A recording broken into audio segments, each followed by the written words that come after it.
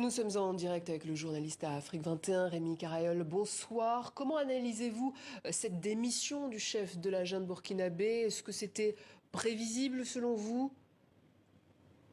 Bon, c'est toujours un peu difficile de dire a posteriori qu'un coup d'État qui est arrivé était prévisible. Il y avait quand même quelques éléments qui laissaient penser ces dernières semaines que Damiba était fragilisé au sein même de son armée.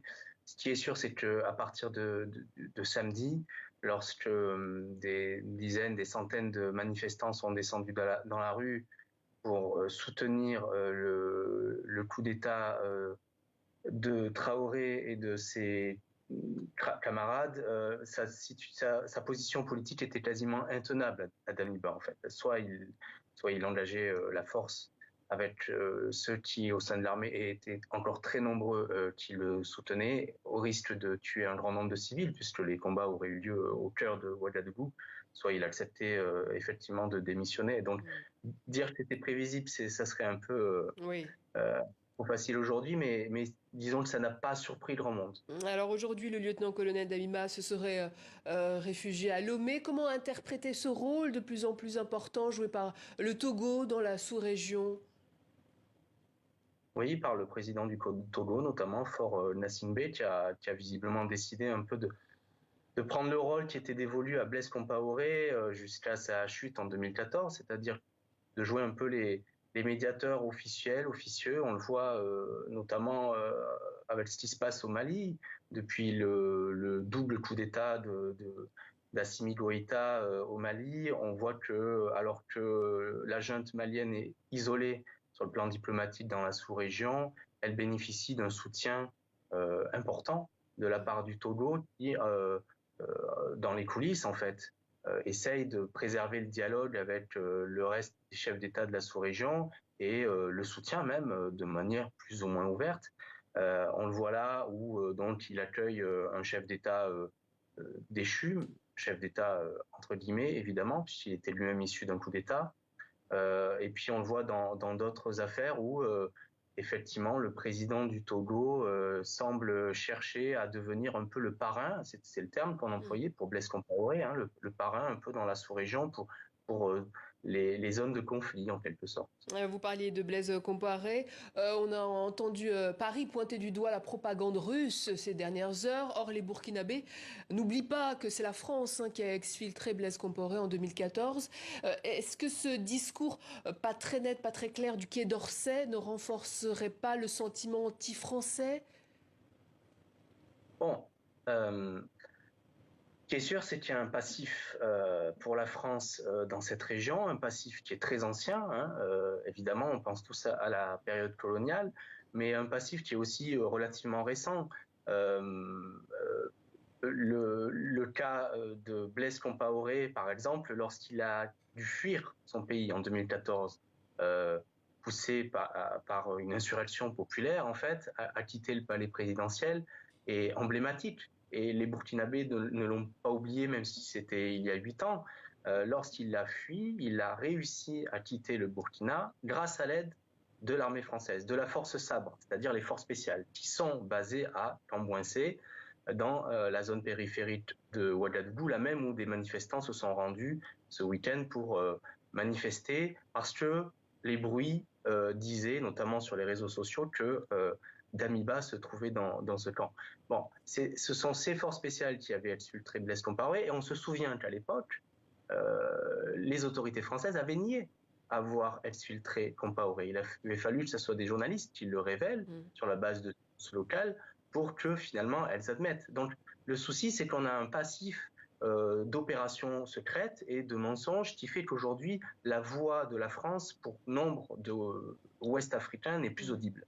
Et puis ces derniers mois, il y a eu 4 coups d'État dans la sous-région, Burkina, Guinée, Mali et Tchad. Or, le Tchad a décidé de prolonger la durée de la transition de 2 ans et d'octroyer la possibilité au chef autoproclamé de la junte militaire, le général Mahamat Idriss Déby, de se présenter à un mandat électif.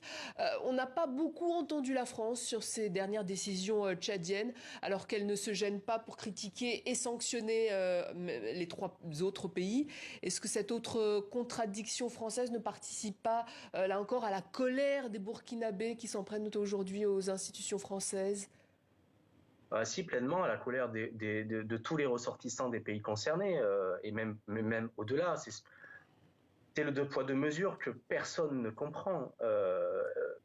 Effectivement, ce week-end, alors qu'on était en plein coup d'État au Burkina, donc on apprend que le dialogue national inclusif et souverain au Tchad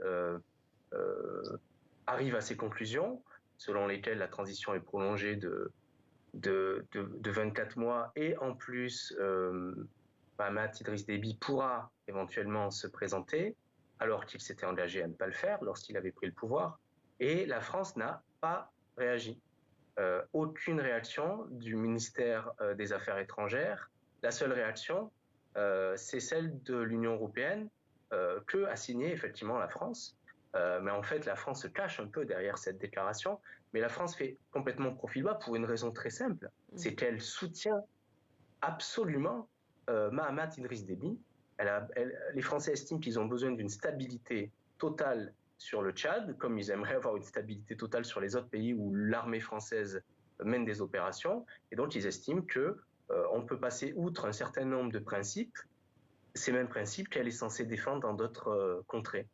Moscou, de son côté, a réagi à ce deuxième coup d'État en 8 mois. Nous souhaitons que la situation au Burkina Faso se normalise au plus vite pour pouvoir assurer un ordre complet dans ce pays et revenir au plus vite dans le cadre de la légitimité et de la légalité. C'est ce qu'a déclaré le porte-parole du Kremlin. Ce ne sont pas des phrases qui ressemblent aux Russes. D'ailleurs, quel est l'ordre dont il parle? Quelle est la légalité dont il parle?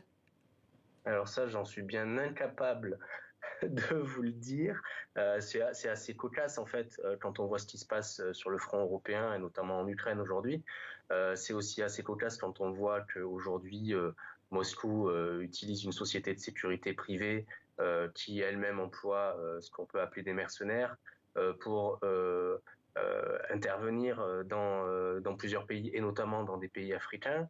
Donc bon, ce sont des déclarations que ceux qui veulent y croire, auxquelles ceux qui veulent y croire croiront, mais qui n'ont, à mon sens, pas grand intérêt. Ce qui est sûr, c'est que Moscou regarde avec grand appétit ce qui se passe aujourd'hui en Afrique de l'Ouest. Une dernière question peut-être, Mathieu Carayol, Rémi Carayol, pardon. Il nous reste vraiment 30 secondes. Le cas guinéen où le président de la transition, Mamadi Doumbouya, assure de son côté qu'il ne confisquera pas le pouvoir. Est-ce une stratégie plus prudente qu'il opte là en déclarant cela en parallèle du coup d'État au Burkina? Bon, disons que c'est une phrase un peu facile. On attend de voir.